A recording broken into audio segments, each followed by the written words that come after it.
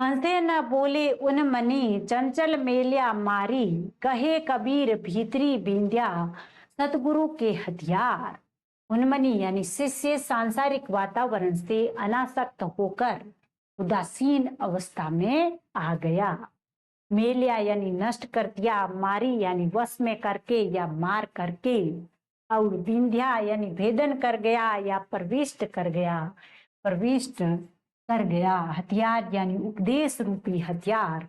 मन की चंचल वृत्तियों को नष्ट कर सतगुरु के अस्त्र या उपदेश का वर्णन कबीर यहाँ पर करते हैं। हंसे न बोले उन्मनी चंचल मेलिया मारी। अर्थ क्या है? कहे कबीर भीतरी बिंदिया सतगुरु के हथियार। अर्थ है कि सतगुरु ने उपदेश रूपी ऐसा अस्त्र चलाया जिससे क्या हुआ कि जितनी भी चंचल वृत्तियां थी शिष्य में वे सारी की सारी नष्ट हो गई। जितनी भी चंचल वृत्ति या वासना थी वो सब नष्ट हो गई और उस वजह से शिष्य सांसारिक वातावरण से अनासक्त होकर उदासीन होकर रहने लगा। कबीर कहते हैं कि यह जो सतगुरु के उपदेश का तीर था वो शिष्य को हृदय की गहराई तक भेद गया, अर्थात उसे हृदय की गहराई तक उसने प्रभावित किया। सतगुरु के हथियार, उपदेश रूपी हथियार से शिष्य प्रभावित हुआ। कबीर कहते हैं कि सतगुरु के उपदेश रूपी अस्त्र या हथियार, अस्त्र या हथियार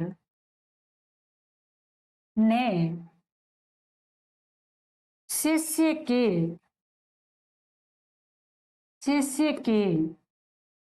हृदय को भेद दिया या वह उपदेश हृदय की गहराई में बैठ गया, गहराई तक चला गया। उसने उसे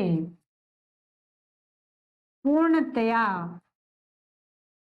वश में कर लिया, वश में कर लिया, जिससे क्या हुआ? साधक है वो उन्मनी अवस्था में रहने लगा या अनासक्त या उदासीन अवस्था में रहने लगा, जिससे साधक सांसारिक माया मोह या वातावरण से अनासक्त या उदासीन होकर न तो अधिक बोलता है और न हंसता, न तो हंसता है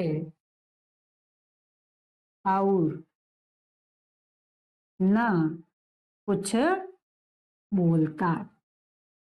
यहाँ पर उन्मनी बड़ा महत्वपूर्ण शब्द है। अगर शब्दार्थ के रूप में आए तो उन्मनी आ सकती है। उन्मनी का अर्थ है अनासक्त या उदासीन, ऐसा साधक जो अनासक्त हो या उदासीन हो।